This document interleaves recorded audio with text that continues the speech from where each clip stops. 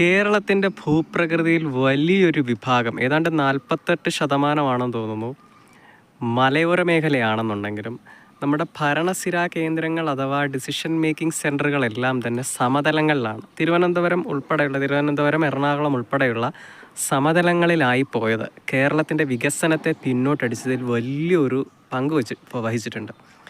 കാരണം നമ്മുടെ ഭൂപ്രകൃതിയെപ്പറ്റി ഭരണത്തിലിരുന്ന് പോളിസി മേക്കിങ്ങിൽ തീരുമാനമെടുക്കുന്ന ആൾക്കാർക്ക് വലിയ ധാരണയൊന്നുമില്ല. അതുകൊണ്ട് തന്നെ ആ ഭൂപ്രകൃതിക്ക് അനുയോജ്യമായിട്ടുള്ള ഒരുപാട് സാധ്യതകൾ മറഞ്ഞിരിപ്പുണ്ടെന്നുണ്ടെങ്കിലും ഇവർക്കത് കാണാൻ പറ്റിയിട്ടില്ല.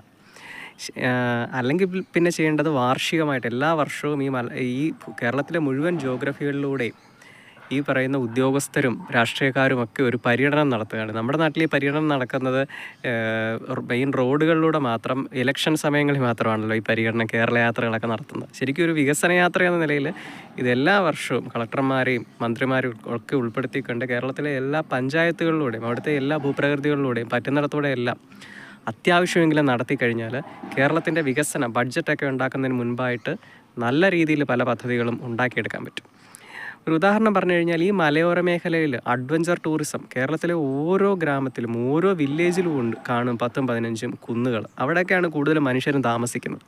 ഈ സ്ഥലങ്ങളെയൊക്കെ ബേസ് ചെയ്തുകൊണ്ട് എന്തുമാത്രം അഡ്വഞ്ചർ ടൂറിസത്തിനാണെന്നുണ്ടെങ്കിലും റിക്രിയേഷണൽ ആക്ടിവിറ്റീസ് ആണെന്നുണ്ടെങ്കിലും സാധ്യതയുണ്ട്. സ്വിറ്റ്സർലൻഡ് എന്ന് പറയുന്ന ഒരു രാജ്യം മുഴുവൻ ടൂറിസം കൊണ്ടാണ് ജീവിക്കുന്നത്. പിന്നെ ഡയറി പോലെയുള്ള സെയിം കേരളത്തിൻ്റെ മലയോര മേഖലയ്ക്ക് ഇന്നുള്ളതിൻ്റെ 10,000 മടങ്ങ് പൊട്ടൻഷ്യലിലേക്ക് ഈ പറയുന്ന റിക്രിയേഷണൽ ആക്ടിവിറ്റീസിലൂടെ ടൂറിസത്തിലൂടെ വളരാൻ പറ്റും. ഇത് കാണിച്ചു തന്നിട്ടുണ്ട്. കേരളത്തിൽ തുഷാരഗിരിയിലൊക്കെ കയാക്കിംഗ് ഒക്കെ കൊണ്ടുവന്നിട്ട് അവിടെ ഇവിടെയും ഇത് ചില ഉദ്യോഗസ്ഥർ ഇത് കൊണ്ടുവരുന്നുണ്ട്. പക്ഷേ ഇതിനെ കോംപ്രിഹെൻസീവായിട്ട് വളർത്തിയെടുക്കാത്തതിലാണ് പാളിച്ച പറ്റുന്നത്. അത് എല്ലാ ഉദ്യോഗസ്ഥർക്കും ഈ ഭൂപ്രകൃതിയെപ്പറ്റി യാതൊരു ധാരണയില്ലാത്തതിൻ്റെ ഒരു പ്രശ്നമാണത് വലിയ രീതിയിൽ വരുന്നത്. ശരിക്കും നമ്മൾ ടൂറിസത്തിൽ നിന്ന് കേരളത്തിന് ഈ തായ്ലൻഡൊക്കെ ഉണ്ടാക്കുന്നത് പോലെ തന്നെയുള്ള ഗ്രോത്ത് ഉണ്ടാക്കാൻ പറ്റും. നമ്മളത് ഉണ്ടാക്കുന്നില്ല. ഈ മലയോരത്തിൽ ഒരുപാട് പൊട്ടൻഷ്യൽ ഒളിഞ്ഞു കിടപ്പുണ്ട്. ഒന്ന് സ്പൈസസിൻ്റെ രൂപത്തിൽ, മറ്റൊന്ന് കൃഷിയുടെ രൂപത്തിൽ, ടൂറിസത്തിൻ്റെ രൂപത്തിൽ. ഇത്രയും മതി കേരളത്തിന് ഏറ്റവും അഭിവൃദ്ധിയോടെ ജീവിക്കാൻ.